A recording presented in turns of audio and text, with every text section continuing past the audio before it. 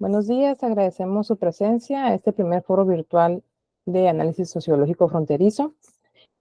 Vamos a iniciar el día de hoy con una de nuestras egresadas de sociología de aquí de la Facultad de Ciencias Humanas. Los intereses de investigación de la licenciada Denise Lares Barrios se encuentran relacionados a las violencias contra las mujeres, derechos humanos y poblaciones vulnerables. Ha recibido capacitación para formuladores de políticas sobre la naturaleza, prevención y tratamiento de trastornos por consumo de sustancias psicoactivas en el SAT-CONACYT-CONSAME, en colaboración con la United Nations Office of Drugs and Crime, y también participó en el Seminario Internacional Tejiendo Paz y Justicia Global con la ponencia Paz con Perspectiva de Género, y en la Conferencia Internacional de Sociología con la charla Apología de la Sociología en México, ambas de la organización Cambio Global. También participó en el Congreso Latinoamericano de Sociología en el año 2022 con la ponencia El papel de las mujeres en el rescate de la cultura Cucapá en la comunidad del Mayor. Actualmente responsable de la Jefatura de Planeación e Investigación dentro de la Dirección de Investigación y Estrategias del sector de la Secretaría de Inclusión de Baja California, y forma parte de la Red de Áreas de Estadística del Estado de Baja California, recién conformada por el Comité de Planeación para el Desarrollo del Estado, COPLADE. Y pues dicho todo esto, le agradecemos su presencia, su participación, y le damos la voz a la licenciada Denise. Adelante. Hola, muy buen día a todas, a todos. Bueno, el día de hoy les quiero presentar, voy a aprovechar dos cosas, ¿no? Una, para presentarles un análisis sobre el derecho a decidir, pues con un enfoque social, ya no tanto como clínico. Y por otra parte, les voy a presentar también un proyecto que se tiene aquí en la Secretaría de Inclusión Social e Igualdad de Género del Estado, particularmente el Departamento de Investigación, que es el que actualmente, en el que actualmente estoy, que es un proyecto de divulgación en materia de inclusión que tiene que ver en su primera edición con el derecho al aborto, ¿no? Entonces empezaría nada más así como algo. eh, sí se cambió de diapositiva, ¿verdad? Sí. Ok, les voy a explicar así de una manera así como muy rápida, qué hacemos aquí en el área a la que pertenezco. La Secretaría de Inclusión Social e Igualdad de Género del Estado, pues trabaja con 7 grupos de atención prioritaria, ¿no? Y de ella, pues sale esta dirección de investigación y estrategias del sector, que a su vez cuenta con un departamento de planeación e investigación. ¿Qué es lo que se hace en el departamento de planeación e investigación? Pues prácticamente brindar información de carácter científico a todo digamos, la metodología y los marcos normativos, o sea, como complementarlos para la creación de programas y proyectos, en este caso de inclusión social, ¿no? Es así como rapidito para que más o menos se tenga como una visión de lo que se hace, porque realmente no todas las secretarías del Estado cuentan con un área de investigación.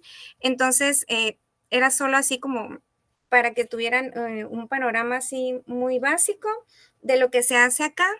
Y les platico que de el programa sectorial de inclusión social del Estado sale un trabajo de investigación que, como ya les dije, se trabajan con 7 grupos de atención prioritaria, y entre estos 7 grupos, bueno, están las mujeres en contextos de violencia, que, ojo, no es lo mismo, o sea, como no estamos repitiendo, digamos, información o acciones que, por ejemplo, llega a ser INMUJER, que es el Instituto de la Mujer en Baja California, ya que pues, es una entidad que sale de la Secretaría General de Gobierno, sino que al tener estos 7 grupos de atención, nos enfocamos como en transversalizar los temas. Es decir, por ejemplo, si hay un tema de violencia contra las mujeres, pero también de alguna manera llega a tocar a la población indígena, es decir, a las mujeres indígenas, a las mujeres con discapacidad, a mujeres consumidoras de sustancias, etcétera, esos temas pues ya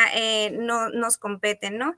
En este caso, este proyecto se me hace un proyecto muy bonito porque tiene que ver con investigación social y también tiene que ver con informar que existe esta investigación social y, Y por otra parte también como concretar que se hacen análisis metodológicos también desde acá, ¿no?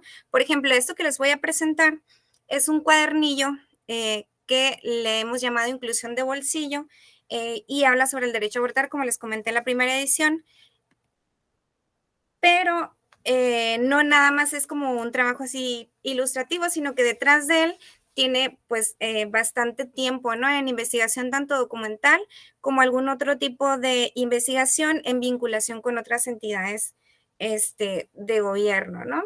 Y también con algunas no gubernamentales. En este caso, la responsable del proyecto soy yo y estoy trabajando con mi compañera que también está aquí en el departamento y pues coordina el director de investigación, ¿no?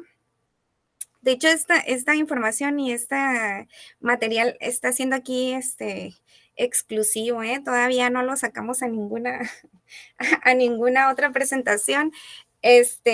Ya pronto les invitaremos, los vamos a estar presentando también en la Universidad Intercultural en San Quintín, por ejemplo, ¿no? Bueno, regreso al tema.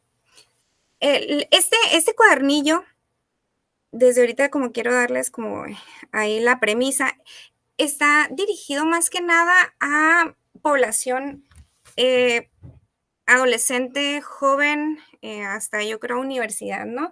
Por eso es que de repente va a tener como una estética así medio llamativa, pero pues sí va a tener información que se puede evidenciar, ¿no? Bueno, lo primero que decidimos poner acá es la definición de lo que es el aborto. El aborto, según la definición de la Organización Mundial de la Salud, se entiende como la interrupción espontánea o inducida de un embarazo antes de que el feto haya alcanzado viabilidad, ¿no? El aborto espontáneo se da de forma no inducida antes de las 24 semanas.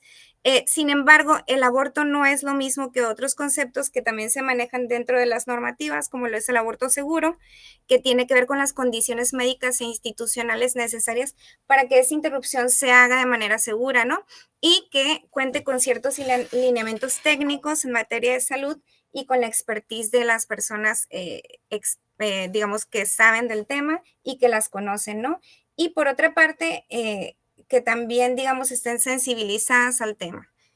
Y por último está la interrupción legal del embarazo, que esto tiene que ver más que nada con la situación legal y jurídica sobre el aborto en el país o región, porque se dice que en el país o región. Se dice esto porque en México, por ejemplo, la provisión de ese servicio está regulada en las constituciones y reglamentos locales de cada estado y eso es como algo muy clave, ¿no? En el caso de Baja California es legal hasta la 12ª semana, que si se fijan, em, eso es como lo más común que se ha legislado la 12ª semana y se realiza la demanda de la mujer o persona gestante, ¿no? Entonces, es importante, nos parece importante que se conozcan esos tres conceptos para poder, digamos, entender ya después en el contexto y dentro de las dinámicas cómo se van desarrollando, ¿no? Y por qué, digamos, si está definido en materia de salud, no siempre está despenalizado, no siempre está poco regulado en las leyes, ¿no? Bueno, al ser un análisis social con enfoque de inclusión social y de derechos humanos, pues bueno, aquí lo que se busca es explicar por qué el aborto es un derecho.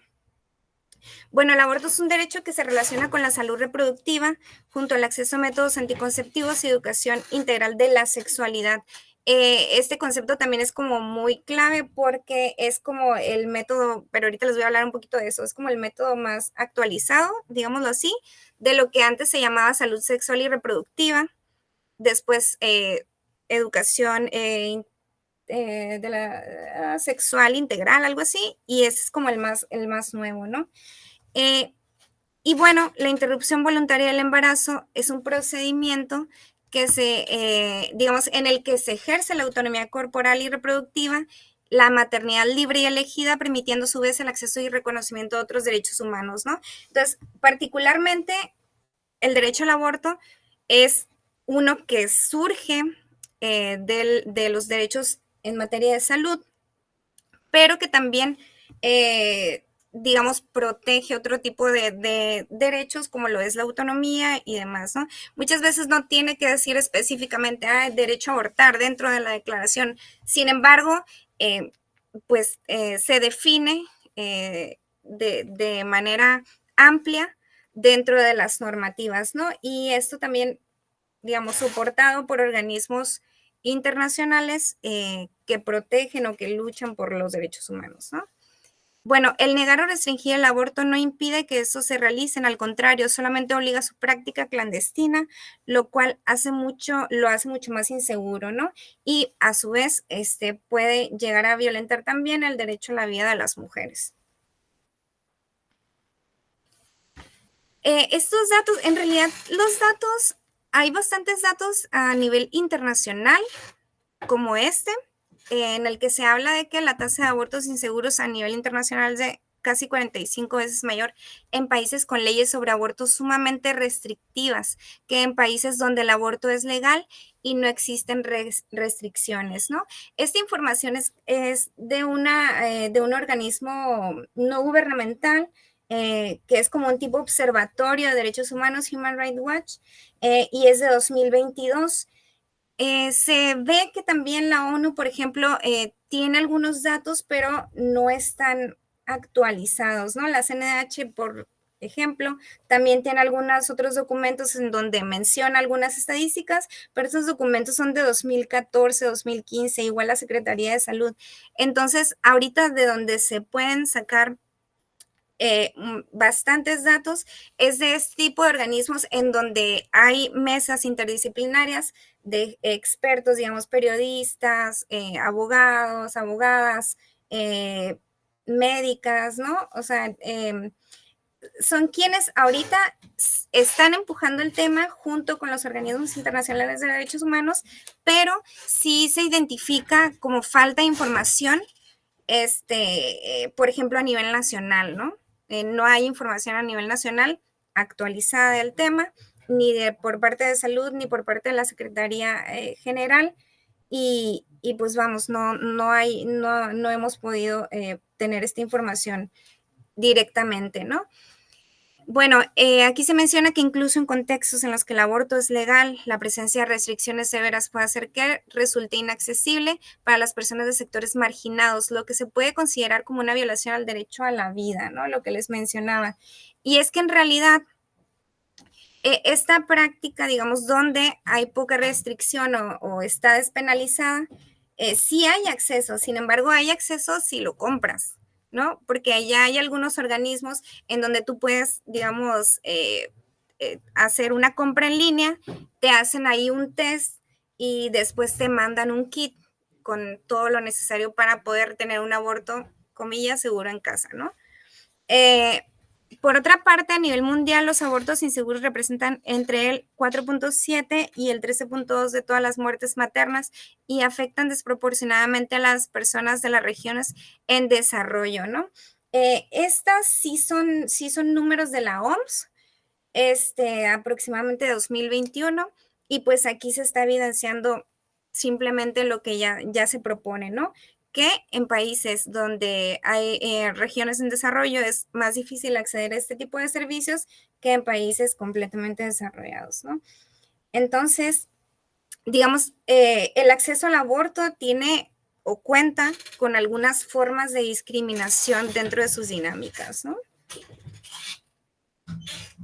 Acá se me pasó también mencionar un dato que tampoco está, digamos, completamente actualizado. Esta nota es una nota periodística que se encontró por ahí, que también tiene datos de asociaciones civiles y que menciona que en México, la tercera como razón de muertes maternas es el aborto, ¿no?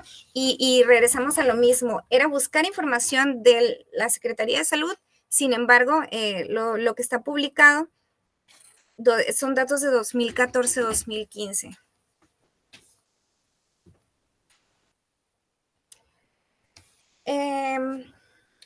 Algunos organismos autónomos, constitucionales y no constitucionales, uno de ellos es la CNDH, ya han resaltado la necesidad de reconocer el acceso a la interrupción del embarazo, no solo cuando la salud de la persona gestante se encuentra en riesgo, ¿no? Sino también cuando la continuación del embarazo sea incompatible con su proyecto de vida. Y también menciona, ¿no?, en esas declaraciones o en esas recomendaciones que el Estado es quien debería prevenir los riesgos asociados con el aborto en condiciones poco seguras, ¿no? Aquí hay dos ideas que hilan. Una, que no necesariamente la interrupción del embarazo debe generarse por cuestiones, digamos, drásticas de salud o graves de salud, sino que también tiene que ver con el desarrollo y la plenitud de las mujeres y personas gestantes, ¿no? Y otra es que los estados deben de garantizar esa condición, por decirlo así, ¿no? Por otra parte, se menciona o se sugiere que se tiene que tener en cuenta garantizar este derecho especialmente a las personas que pertenecen a grupos que se han encontrado históricamente en contextos de rezago social, discriminación y por tanto quienes más pueden verse afectados por abortos inseguros, ¿no?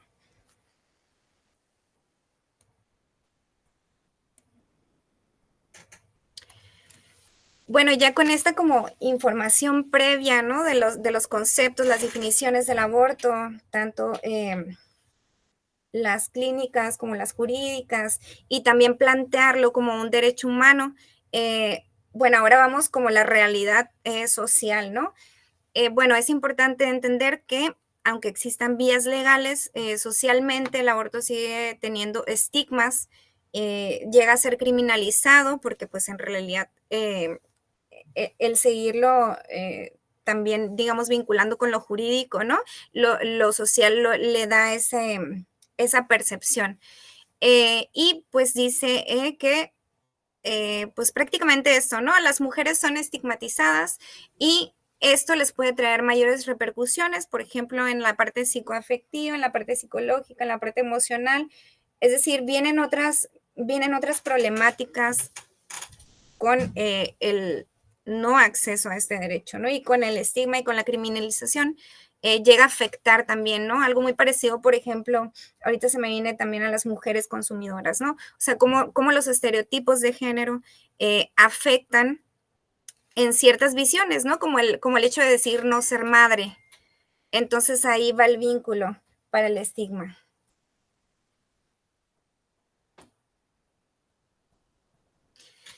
Bueno, una herramienta muy funcional para el análisis social del aborto tiene que ver con la interseccionalidad. Y lo que nos gusta como aquí exponer o cómo explicarlo, primero es como de una manera muy fácil, ¿no? Porque si lo ves, incluso ahí en la imagen que están viendo ahorita, o sea, parece una palabra súper complicada y larga, ¿no? Interseccionalidad. Entonces, la manera de explicar esta herramienta que puedo utilizar de análisis, ya sea un análisis crítico, análisis científico, análisis metodológico, a las y los jóvenes a quienes realmente va dirigido ese material, pues es como bajar esta definición a algo muy práctico, ¿no? Por ejemplo, una intersección es un punto donde las cosas o los lugares se unen y todas las personas tenemos múltiples identidades que al final se unen, ¿no? Por ejemplo, las personales con las colectivas. Tenemos identidades personales y tenemos identidades colectivas, y si hay estudiantes de sociología aquí presentes, no me dejarán mentir que no solamente las identidades son individuales, ¿no? Sino que también de alguna manera forman dinámicas dentro de otras, ¿no? Y estas se cruzan y se unen para hacernos quiénes somos. La interseccionalidad es una herramienta analítica propuesta por la abogada afroamericana Kimberly Crenshaw, que permite estudiar, entender y responder a las maneras en que las variadas identidades viven los diferentes tipos de discriminación y de desventaja. Este enfoque entonces permite contemplar los problemas desde una perspectiva integral y no generalizar en conclusiones para abordar las realidades, es decir, no generalizar al momento de plantear o de problematizar, ¿no? O sea, no puedo decir que una mujer solo es un tipo de mujer y para esa mujer está dirigido, por ejemplo, un programa de aborto seguro. ¿no? Y ya lo decíamos ahorita, o sea, hay diferencias que al final generan discriminación, y discriminación es separar, pues, o sea, es estas sí y estas no, ¿no? Entonces, la interseccionalidad es una herramienta que nos va a ayudar mucho en este aspecto, en este análisis, perdón. Bueno, a lo mejor como científicas, científicos sociales, nosotros diríamos, bueno, sí es cierto, la herramienta de la interseccionalidad y demás, ¿no? Pero para otras personas dirían, bueno, ¿qué tiene que ver esto con el aborto? O sea, ¿qué tiene que ver las distintas identidades con el hecho de que se interrumpa un embarazo, ¿no? Bueno, entonces un ejemplo de interseccionalidad podría ser que las mujeres indígenas y afrodescendientes de clase trabajadora viven en contextos de rezago social, discriminación de género, racial y de clase, mientras que las mujeres blancas de clases privilegiadas posiblemente solo tengan que enfrentar discriminación de género, ¿no? Es decir, todas estas características de nuestras identidades personales y colectivas que se cruzan, ¿no? Y nos hacen quiénes somos y por tanto, o sea, en qué posición estamos, ¿no? Digamos, dentro de los campos, dirían por allá.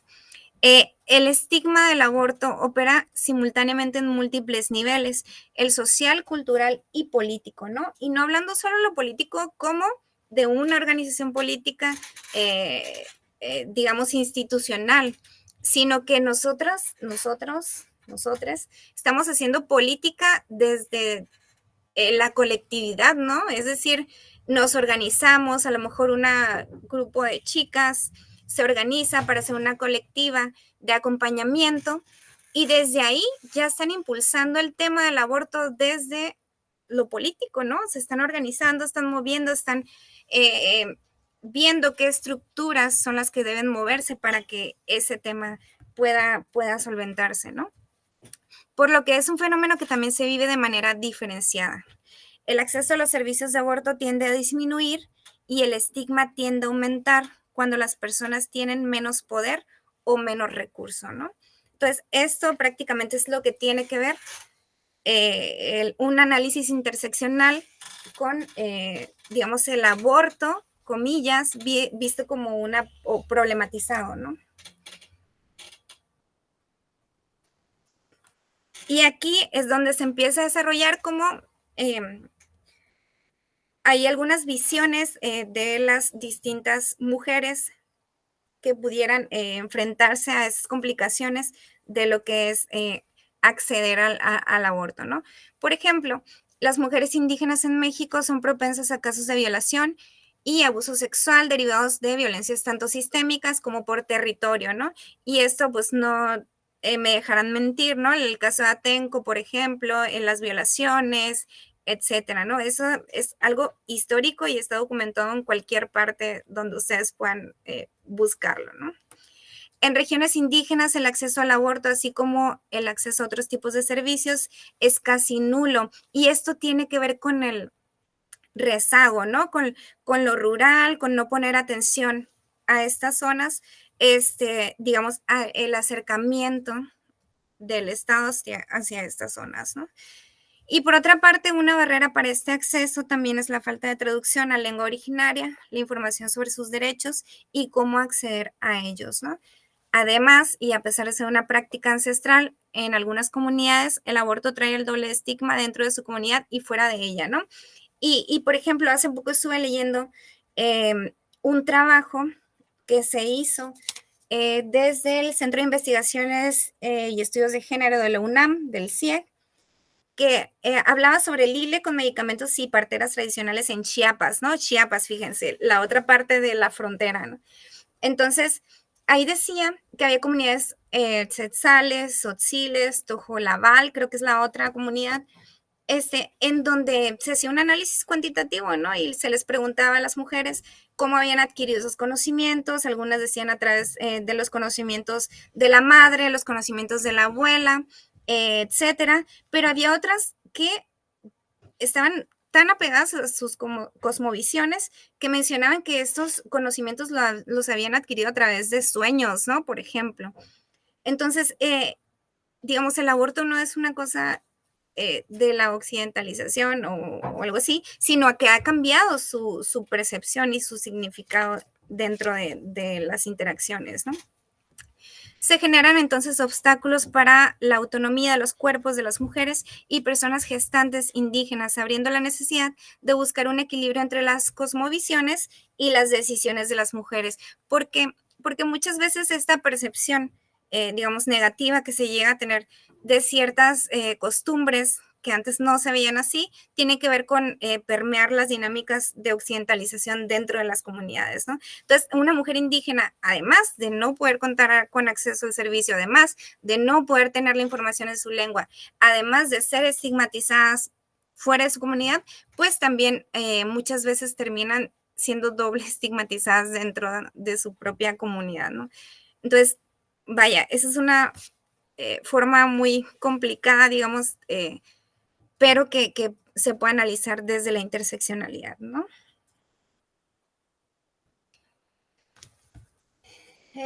Ok, en México, alrededor del 36% de las mujeres o personas gestantes que se realizan abortos inducidos en condiciones no ideales presentan complicaciones que requieren atención médica, que esta proporción aumenta en zonas rurales del país y llega a tener mayores complicaciones, ¿no?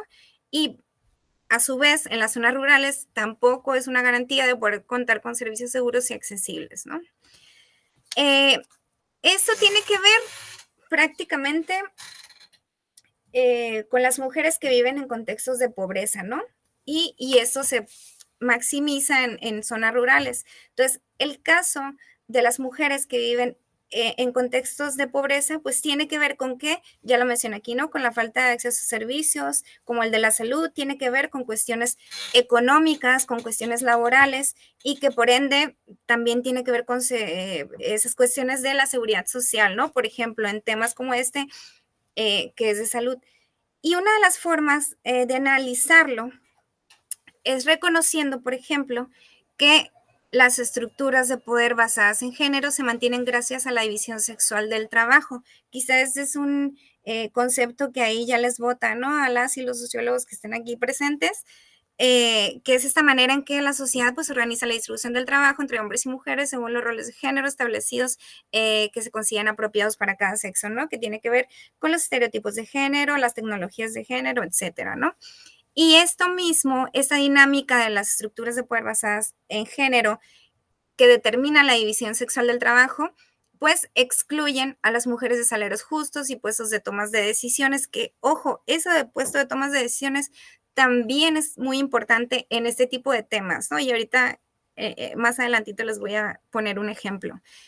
En el control masculino de la sexualidad y de la procreación, que limita la autonomía, movilidad de actividades de las mujeres, ¿no? Y esto es muy común, por ejemplo, en estas zonas rurales, ¿no? Por otra parte, híjole, ¿cómo ando de tiempo? Creo que bien. Ok. Por otra parte, está el tema de la discapacidad. Y aquí, digamos, pasa algo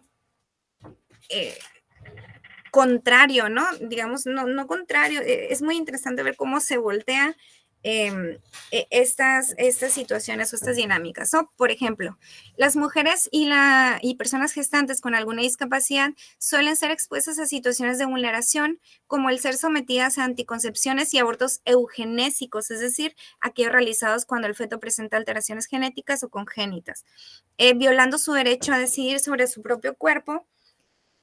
Y pues abarca tanto como la reproducción como el aborto, ¿no?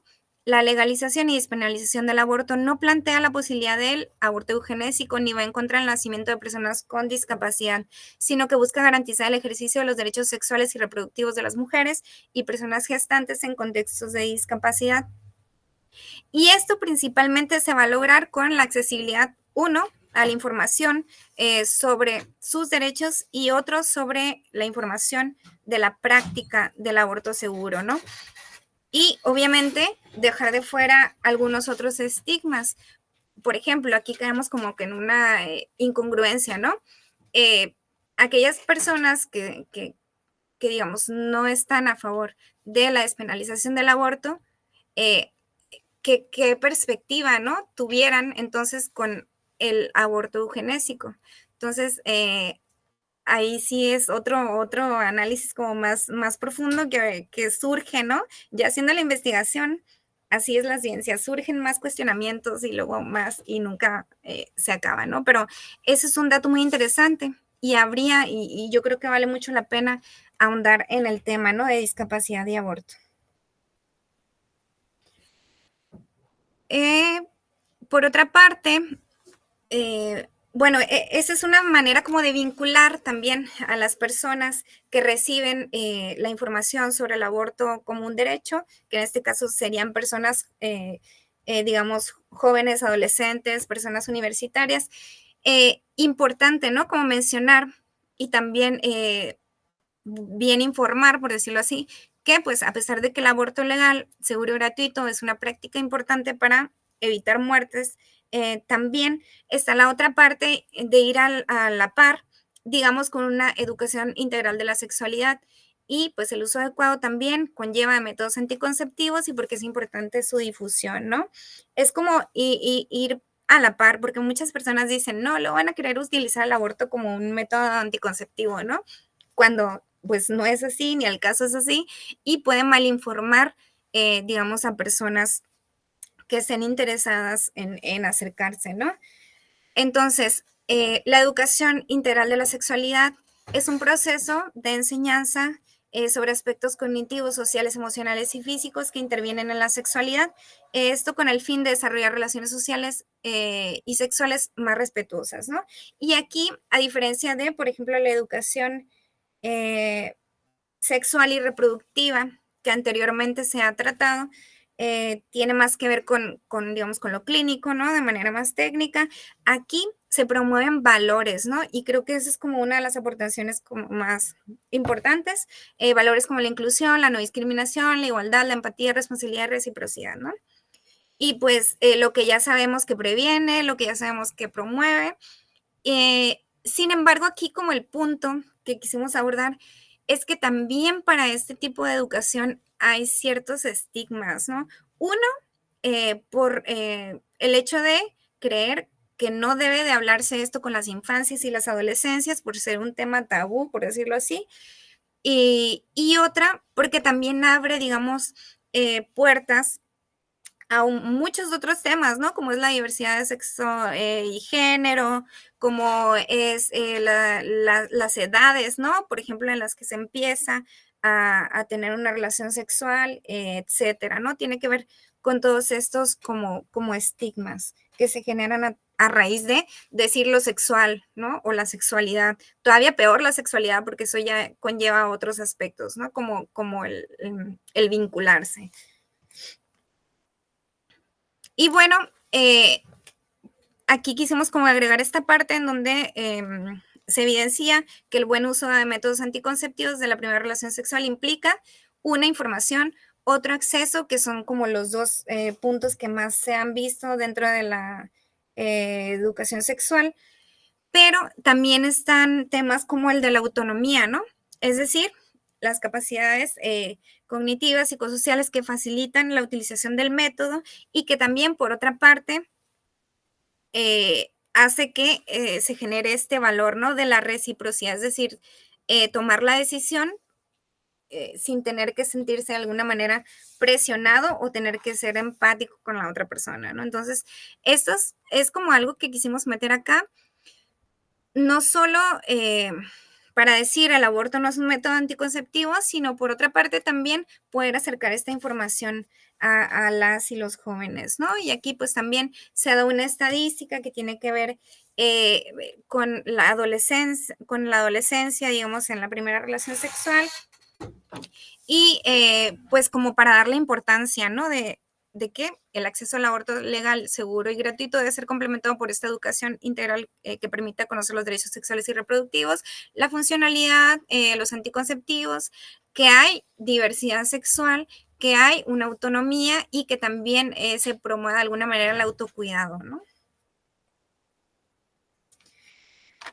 Y bueno, ya para ir cerrando, por ejemplo, creo que se me andaba pasando algo por aquí, creo que no. Ok.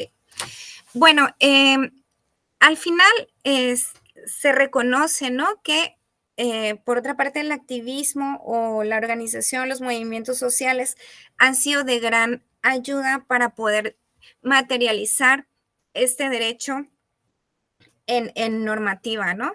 Existen colectivas feministas y de acompañamiento que trabajan desde territorio para erradicar los estigmas y tejer redes de apoyo para las mujeres, niñas y personas con capacidad de gestar, buscando que se les garanticen sus derechos sexuales y reproductivos, principalmente el derecho a decidir, ¿no?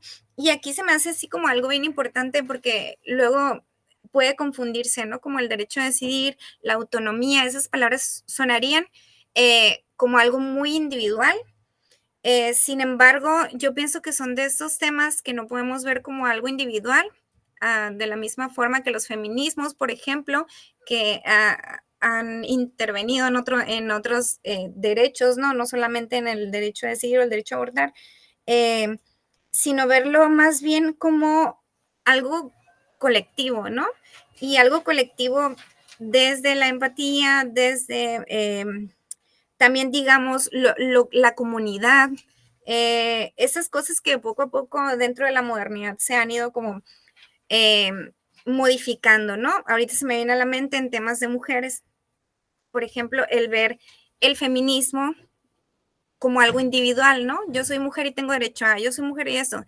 No, o sea, somos mujeres y hemos luchado por esto toda la vida o tantos años o etcétera, ¿no? Entonces, me gustaría nada más como dejar en claro eso, ¿no? El derecho a decidir, la autonomía y demás no quiere decir que no sea un tema que nos es pertinente de todo un colectivo, ¿no? Y de toda una comunidad.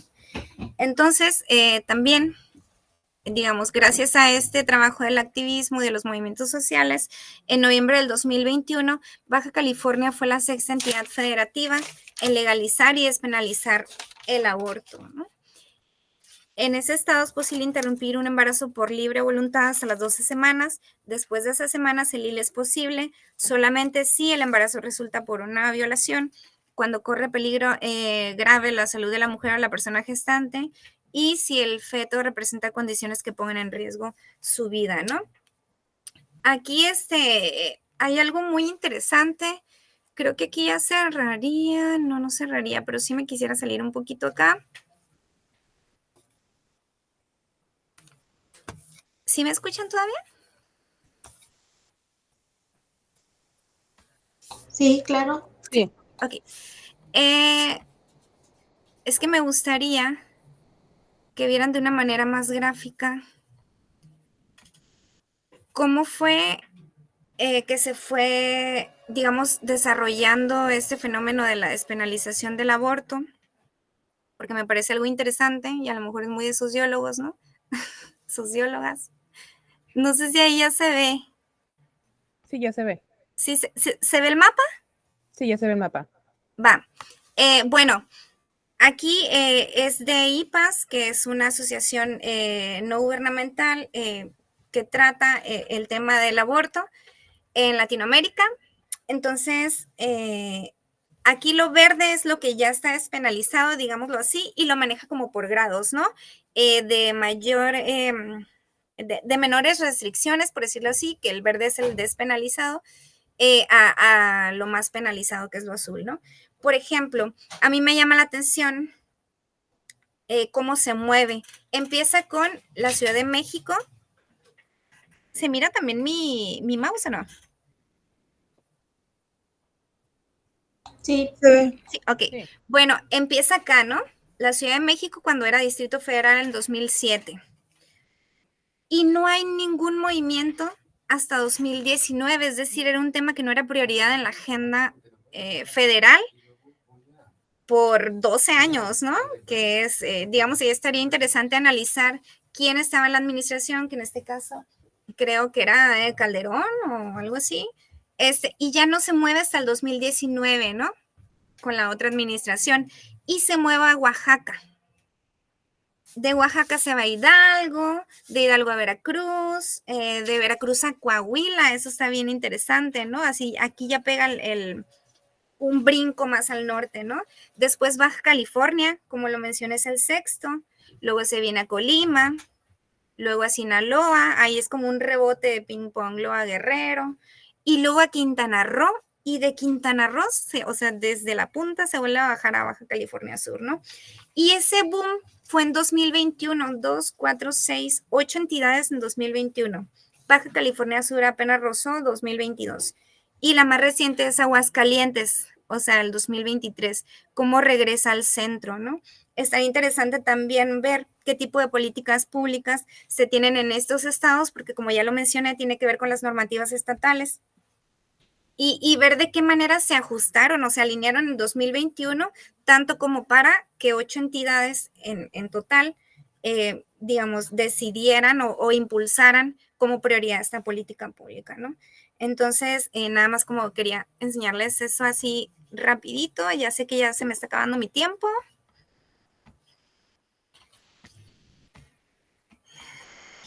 Y ahora sí, ya nada más voy a volver a la presentación nada más para cerrar.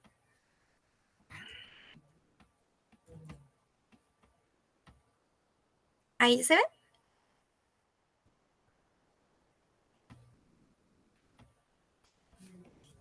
ve. ¿Sí se ve? Sí, sí, ya se ve. Ok.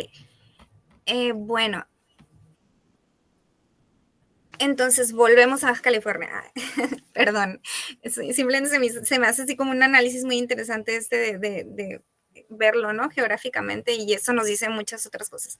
En Baja California, el programa de aborto seguro empezó en tres municipios, ¿no? Empieza en Mexicali, Tijuana y Rosarito.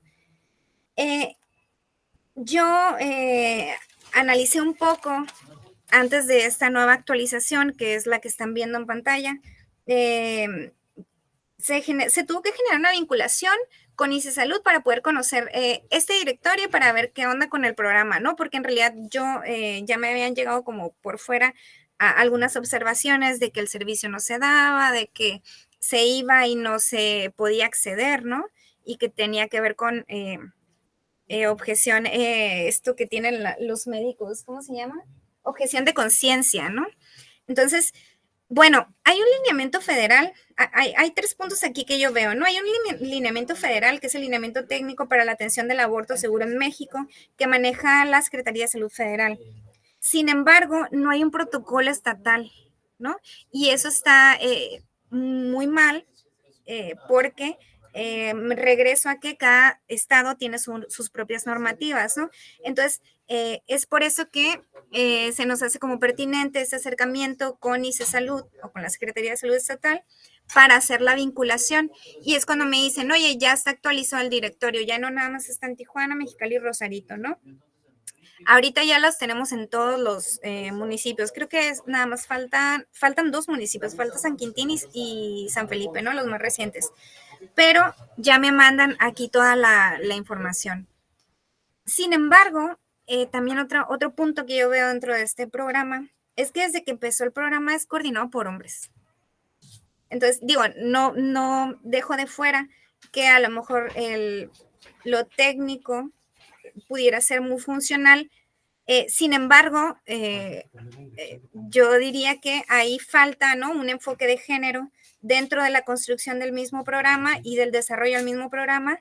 Y también falta, yo diría, un trabajo interdisciplinario, ¿no? Porque es decir, sí, la Secretaría de Salud es quien debería de dirigirlo porque es una cuestión de salud.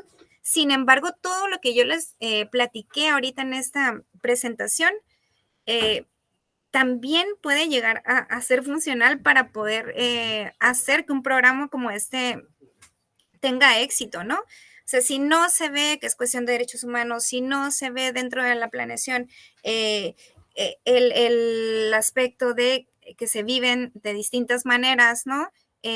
Mediante la interseccionalidad, etcétera, pues va a ser un programa que va a lo mejor funcionar un ratito, funcionar nada más en una de las 7 sedes, etcétera, ¿no? Entonces, aquí las observaciones sería poder dirigir este programa con un enfoque de género desde un trabajo interdisciplinario y pues que también es necesario tener un protocolo estatal, ¿no?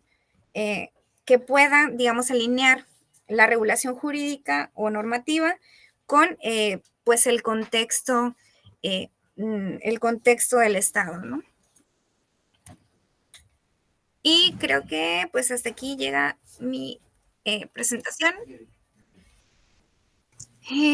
Acá están las referencias. Este cuadernillo también va a ser de manera impresa. Ahorita les presenté pues la versión digital. Y a ver, déjenme ver cómo dejo de compartir. Y bueno, pues ya está. Muy Muchas bien, gracias. muchas gracias, Denise. Tenemos aquí levantada la mano de Desiree. Adelante, Desiree. Hola a todos, muy buenas tardes, Denise, Elsa, un placer siempre estar en estos espacios con ustedes. Interesante lo que menciona sobre Baja California y todo, la verdad que me alegra los avances que se van llevando en referencia a este tema. Más que nada quiero hablar del programa de acá de Argentina, yo soy de Honduras, pero como, bueno, Elsa sabe, yo me vine para Argentina, me mudé hace casi un año. Y bueno, como cualquier socióloga o sociólogo, creo que este tipo de temas son fundamentales, ¿no? Y si, no sé si recuerdan, pero para el 30 de diciembre del 2020 se hace legal el aborto a nivel nacional en Honduras, perdón, en Argentina. Me pareció un gran avance del movimiento feminista de aquí de Argentina y cómo se logró, ¿verdad? Yo vine y claro, me puse a indagar, pude visitar el programa IVE, que es la interrupción voluntaria del embarazo, ¿no? Acá, y quise ver los procedimientos, cómo era el programa, el acompañamiento, y es excepcional, es un programa legal del acompañamiento previo, es decir, a la mujer que está interesada, se dirige a cualquier hospital público en la semana que esté, antes de 3 meses, obviamente, por la seguridad de la misma, ¿verdad? Se hacen citas, voy a explicar un poco de cómo hacen los procedimientos médicos, ¿verdad? Porque me parece la importancia de cómo cuidan a la mujer en este proceso acá en Argentina. Entonces, ¿qué pasa? Yo me acerco, ¿verdad? Una cuestión de que yo estoy embarazada, no lo quiero interrumpir, voy, me acerco a la oficina de la interrupción voluntaria del embarazo, que sería el IVE, y a ellos me hacen una evaluación, o sea, en la cita me hacen una evaluación médica, me mandan a hacer exámenes gratuitos, ultrasonidos gratuitos, acompañamiento también, si se requiere un poco de psicología, también la paciente puede ser atendida desde ahí. Entonces, una vez que salen los primeros resultados, pre-aborto o pre-procedimiento, se vigila que la salud en general de la mujer esté perfectamente bien y luego de eso se hace un turno en donde ya se le van a entregar las pastillas a la paciente y ¿qué pasa? Que se les dan las pastillas, pueden tomarlas, ¿no? Ya las pueden tomar, las mandan a su casa, dependiendo del caso, claro está, para que las tomen, le dan un horario, todo es un seguimiento específico, un horario, miren por la mañana, por emergencias, por sangrado, por lo que pase, tómenla a esta hora. Después del post-aborto están al pendiente con correos electrónicos, con los teléfonos, llamando a la paciente que cómo está, que cómo va. Si en las primeros 24 horas hay infección, la están esperando. Ya saben que tienen que recibir a la paciente. Y me parece mucha calidad todo esto, muy, muy bien hecho. Y nada, después a los 7 días se le vuelve a llamar a la paciente. ¿Para qué? Para hacer una revisión general de que no hayan, pues, lo que quiero, Dios, que queden como coágulos o cualquier cosa, rastro, lo que sea, para hacer una limpieza si es necesario. También ahí se ofrecen de entrada los métodos anticonceptivos que la paciente prefiera, una vez después, ok, eso también olvidé decirlo. Le dan las pastillas, uno se toma las pastillas y en el primer sangrado de las 3 misoprostol, de la primera dosis, y la primera dosis a uno ya sangra, ahí mismo en ese día tiene que tomar la primera pastilla anticonceptiva. Lo ponen a planificar desde el primer proceso. Previamente ya hubo la consejería de los anticonceptivos, ¿no? Entonces, todo es un plan estratégico y al final de todo, ¿qué pasa eso? Se le da continuidad, es decir, en el mes al mes del aborto están checando, están llamando a las chicas cómo están y citando si es necesario y dejan abierta la ventana todo el tiempo. Y lo otro, el trato humano que tienen. No hay discriminación, no hay maltrato, no hay opinión. Ahí es como no preguntan mucho cuáles son las condiciones, si fue por violación, si fue por voluntad, lo que sea, respetan la decisión de la mujer. Entonces me parece a mí que la ley de la India aquí en Argentina, estas mujeres que son luchadoras, me parece que redactaron con sus abogados y todo muy bien este proceso de ley. Así que me parece que Argentina es un gran ejemplo de cómo se debe manejar, cuáles son los protocolos correctos para lo que es la interrupción voluntaria del embarazo en diferentes condiciones que se pueden dar, ¿no? Y bueno, eso y me parecía importante mencionarlo porque yo vine acá y dije, bueno, es un tema, yo soy en Honduras, hemos luchado las mujeres, porque en Honduras también vivimos, en Honduras no hay ningún departamento o estado que nos brinde la posibilidad de tener aborto voluntario, ¿verdad? Cuidado y vigilado. Entonces es peor, no sé, muchos países las mujeres están sufriendo, se están muriendo y es una realidad y el privilegio sigue ganando, ¿verdad? La que no muere es porque tiene el privilegio económico y la que muere es justamente porque vive en precariedad, ¿verdad? Entonces, nada, quería aportar para que ustedes más o menos entiendan cómo está funcionando, no solo desde esa teoría de que desde el código de ley, sino desde la ejecución, cómo el sistema sanitario está participando. Los exámenes los mandan a hacer a otro centro de diagnóstico y en esos centros a veces, como son públicos, ¿no? Te dan hasta 3 días para el resultado. A las personas que pasan por ese proceso tienen la prioridad de dárselos el mismo día. Entonces te das cuenta de que hay un cuidado bastante. Y lo otro es que también al final, para agregar otro poquito, les vuelven a hacer exámenes de sangre para ver cómo quedó su sistema inmunológico y todo, y si toca dar vitaminas, reforzadores, pues se las dan. Entonces, eso quería comentarles de cómo está funcionando esta ley aquí. Ahorita se encuentra en amenaza por las nuevas propuestas políticas del presidente Milei, ¿verdad? Que es una persona que ya erradicó, ahorita eliminó el Ministerio de la Mujer, la dejó como dentro de un ministerio que se llama Capital, que es como una breve oficinita, se dejó de financiar, la idea es erradicarlo, o sea, eliminarlo de él para prohibirlo y volverlo un delito nuevamente para la mujer argentina. Entonces, ahorita sí se está bastante jugando varias cosas, varios movimientos, la verdad que no solo el feminismo, sino que también otros sectores, ¿va? Pero como el tema del aborto, pues me parece importante también mencionar cómo se está dando ahorita, que esperemos que se haga una fuerza y que el presidente actual pues no dañe tanto trabajo de años y luchas, ¿no? Y sufrimientos, muertes, etcétera. Bueno, nada más, es un placer con todos ustedes y bueno, abracitos, Denise. Muchas gracias. ¿No se quiere comentar algo, Denise? Sí, no, pues muchas gracias, Desiree. Siempre nos das como el otro lado, ¿no? Cuando estabas en Honduras era también como contextualizar allá y ahorita que estás en Argentina, pues más. De hecho, te iba a decir, al rato me platicas ahí por mensajito cómo les va con eso que se está metiendo como iniciativa, ¿no? Que ahorita ya me explicaste un poquito más o menos cómo va la estructura. Bueno, yo no quise ahondar mucho, por ejemplo, en el proceso, porque en realidad, estos lineamientos técnicos, vaya, son los que propone Salud. Desde esta perspectiva, digamos, en el análisis social de inclusión y de no discriminación, pues se maneja más que nada como el poder exponer, digamos, las razones por las que se debe de ejercer este derecho, se debe de reconocer y de por qué es tan importante ese trabajo que comentabas, ¿no? Que comentamos desde los movimientos hasta desde las personas que hacen la política pública, ¿no? Y por otra parte, o sea, sí, completamente todo como lo que estás describiendo de cómo se maneja el programa ya, por eso eran esas observaciones mías acá, ¿no?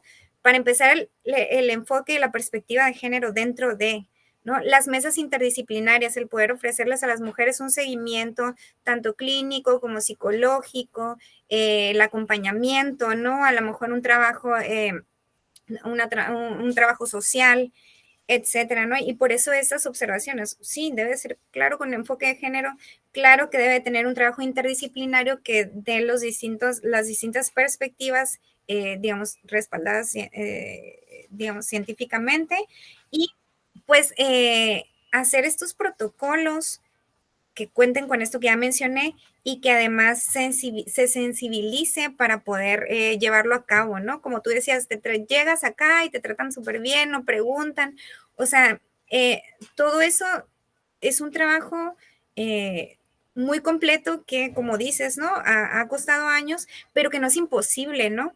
Entonces, por eso estas observaciones, por eso estos análisis y por eso poder proponer cosas para que al fin y al cabo es cuestión de política pública. Eso debería de fluir así como fluye en Argentina y que esperemos que no retroceda, ¿no? No, pues agradecerte otra vez por estar acá.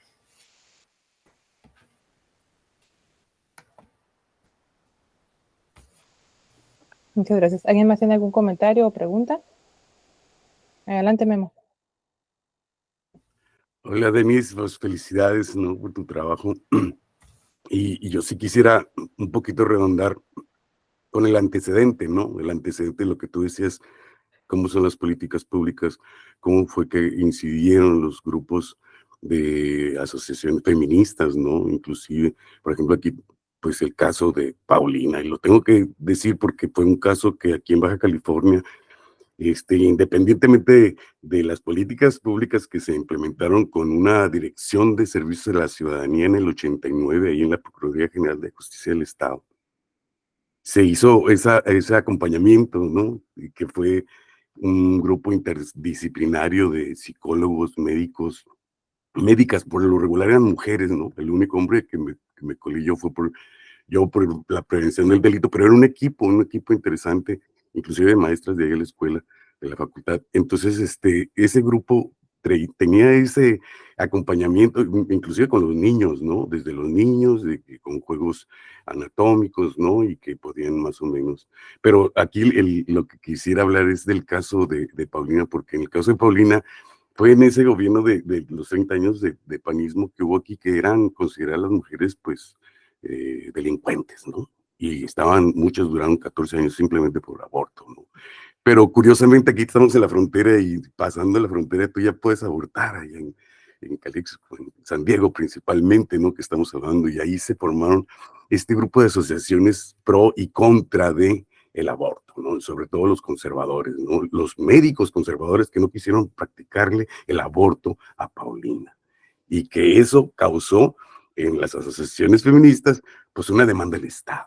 Y el demanda del Estado, pues el Estado tuvo que pagar, pero como no tenía con qué pagar porque no teníamos canasta básica, la de México es muy diferente que la aquí en la frontera, pues se hizo una canasta básica que aquí tiene que ver en las instituciones, como en este caso el Instituto de Investigaciones Sociales, que hizo una canasta básica para Paulina, ¿no? Y entonces como el gobierno del Estado se comprometió a pagar. Pero estamos hablando de que eso es como conflictos, ¿no? Se supone que el Estado debería de beneficiar eso, pero como estaba con una ideología conservadora que no permitía, que hasta el obispo y las autoridades estaban como este funcionario del Hospital General. No, quería nada más redondar porque es como la historia, ¿no? De cómo salen estas ahorita, pues ya por ley, ¿no? O sea, ya las mujeres por practicar un aborto ya no son delincuentes, por primera vez, por decirlo, ¿no? Es todo. Gracias y felicidades. Gracias, Memo. Sí, nada más complementando, ¿no? Por eso también se me hacía muy interesante y pienso también como un proyecto futuro, ¿no? Ahora que estaba viendo la información de cómo fue históricamente desarrollándose la despenalización, ¿no? Por eso decía, o sea, ¿qué pasó de 2017 a 2019, ¿no? Tanto social como institucionalmente, ¿qué pasó ahí? Después viene el boom. Sí, pues aquí pues ya sabemos qué pasó, ¿no? Se vienen diferentes como líneas de política pública más apegadas a la inclusión, a los derechos de las mujeres, etcétera, y cómo se va a ir desarrollando, ¿no? Entonces, pero digamos, no estamos exentos de que todavía haya personas que por estos estigmas o esos prejuicios que tengan con el tema, digamos, por cuestiones personales, familiares, dogmáticas, etcétera. O sea, cómo esto permea, ¿no? Por eso es tan importante sensibilizar, informar, capacitar Y digamos, si hay alguien que no está dispuesto, pues ahí está la normativa que te exige como persona servidora pública seguir la línea, ¿no? Entonces, pues así empujándole desde afuera, que fueron los movimientos, las colectivas quienes realmente impulsan, ¿no? Y pues desde adentro seguirle también echando fuerza ahí. Entonces, pero sí, muchas gracias, maestro, por estar acá escuchando. Sí, muchas gracias. ¿Alguna otra pregunta o comentario? Adelante, María Refugio.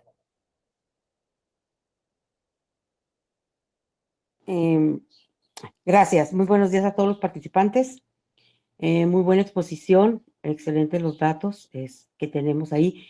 Incluso yo ignoraba que hubiera a tanto detalle un departamento en alguna dependencia de gobierno que tuviera esta investigación. Como tú dices, hay muchas dependencias de gobierno que no tienen departamentos de investigación y esta se me hace muy interesante.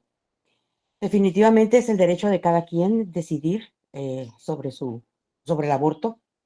Aquí a mí me gustaría hacer la pregunta sobre la planificación, sobre la responsabilidad de cada persona. Hay un programa hay un programa en gobierno del estado para sensibilizar a la población, en exclusión a las mujeres y también a los hombres, sobre la responsabilidad del embarazo, sobre todo nuestros jóvenes que están ahorita en esa edad, ¿no? Que están iniciando su vida sexual. Sería muy interesante que también el gobierno pusiera mucha atención a eso y en medida que todo eso se vaya haciendo la gente más responsable sobre ese tema, pues al igual a lo mejor se disminuirían los abortos, ¿no? Que estoy en acuerdo que cada quien tiene derecho a solicitarlo si así lo desea. ¿Y qué pasa con los médicos que se niegan a practicarlo? ¿Hay alguna norma? ¿Hay alguna situación referente a eso? Sería todo. Gracias por la explicación. Sí, muchas gracias también por la participación. Bueno, respecto a esta última pregunta, sí hay un lineamiento técnico, como ya lo mencioné, hay un lineamiento técnico para la atención del aborto seguro en México, que lo maneja Secretaría de Salud, pero pues es una entidad federal. Dentro de este documento viene el tema de la objeción de conciencia, pero también viene que las instituciones de salud pública tienen que contar con personal suficiente para que en caso que llegue alguien a solicitar el servicio y la persona en turno, digamos, haga uso pues, de esta herramienta que es válida, no es penalizada, pues cuente con más equipo que pueda llevar a cabo, que pueda ofrecer el servicio, ¿no? Y respecto a al primer comentario, pues también por eso es importante lo que mencionaba, ¿no? De la educación integral de la sexualidad, que tiene que ver con estos temas y con muchos otros, pero siempre tratando de despegarnos de los estigmas y de los prejuicios, ¿no? Porque también esto genera pues dinámicas más hostiles, tanto sociales como institucionales, ¿no? Y pues creo que sería todo. Muchas gracias. Luis Emilio, adelante. ¿Qué tal? Buenos días a todos. Sumando a lo que dice Denise y como abonando a la respuesta y un poquito de información ahí referente a la Secretaría de Salud, el programa de aborto seguro está, ningún médico se puede negar. Es importante que pues los que estamos a veces como servidores públicos, de alguna forma hacerle ver al usuario, al paciente, a la usuaria, a la paciente, a la que desea hacer uso de esto, que en caso de que se lo nieguen, se debe de quejar. Existen las quejas y no sé todavía hasta dónde pueda llegar esa queja, pero se debe de quejar la paciente, se debe de quejar la persona que vaya a solicitarlo, porque no se le debe de negar. ¿Qué puede pasar? Pues el resultado no se ha visto porque pues todavía no ha habido quejas. El punto del aborto, pues obviamente en la institución de salud como secretaría, ahí está, Falta difusión, hay que reconocerlo, falta difusión por parte del programa. Algo de miedo institucional a lo mejor para que pues esto no se haga tan a la luz, pero sí se pueden quejar. Y si no, está la Comisión Estatal de Derechos Humanos, está directamente la CNDH, la CONAPRED, directamente las áreas de Secretaría de Salud tienen un área de quejas donde se atienden por vía correo electrónico, teléfono, por escrito. O sea, hay muchas formas de quejarse, pero también ahí hay que ver. La situación social de la queja es que en Mexicali la sociedad no se sabe quejar y no conoce los medios para quejarse. Entonces también hay que hacer mucha chamba de ese lado.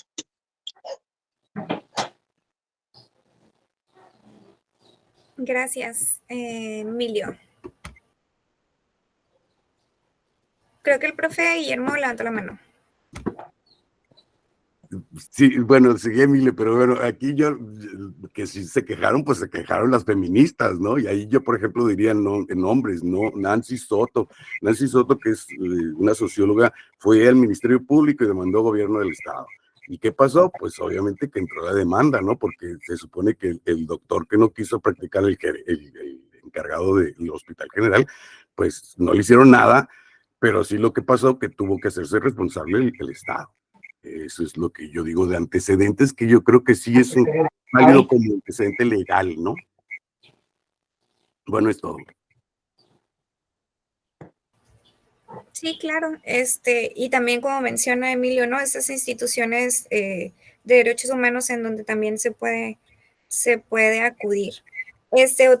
Nada más ahí sí un punto, ¿no? Porque una cosa es directamente como decir que no al servicio y otra cosa a lo mejor también es tener otros mecanismos que han sido también a veces aplicados por acá, ¿no? Como no está la persona encargada, vuelve de tal hora a tal hora, es decir, poner ese tipo de trabas para que la persona se enfade, ¿no? Y no regrese o prefiera ir a un particular, pero pues ahí también ya no está accediendo a ese servicio gratuito, etcétera, ¿no? También tiene que ver con esto, digamos, actitudinal, ¿no? O con esos prejuicios, que, digamos, puede utilizar estos mecanismos que al no decir que no, digamos, va a decir, yo no negué el servicio, ¿no?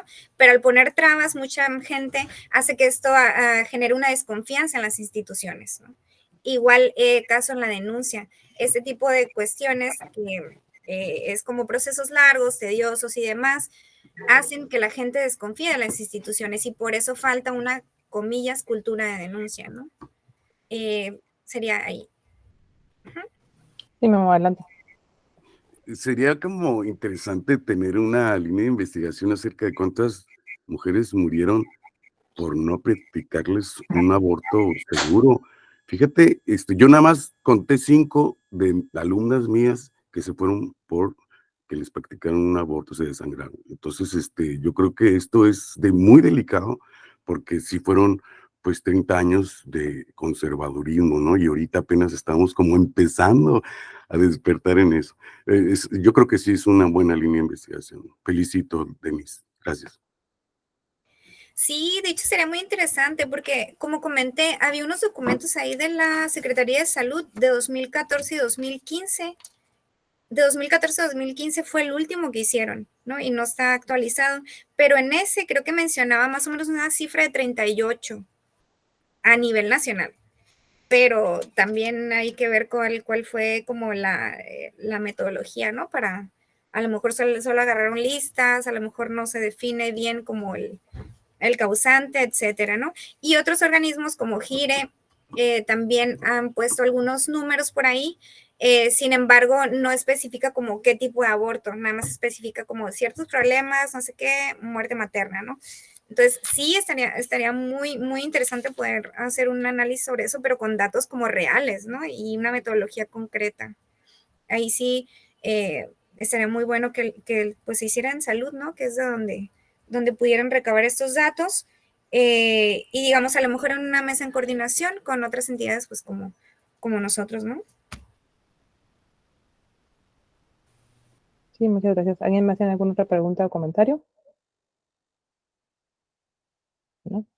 Bueno, entonces agradecemos ampliamente a la licenciada Denise Lares por toda su información, por este tema tan interesante e importante para la salud pública de Baja California y de todo el país y de todo el mundo prácticamente. La información es la que nos puede aportar y sobre todo ese análisis sociológico, ¿no? Que es el motivo de este primer foro, que esperamos que haya muchos más. Igual que se quieran sumar, pues con mucho gusto me lo dicen para seguir participando y hacer muchos más foros.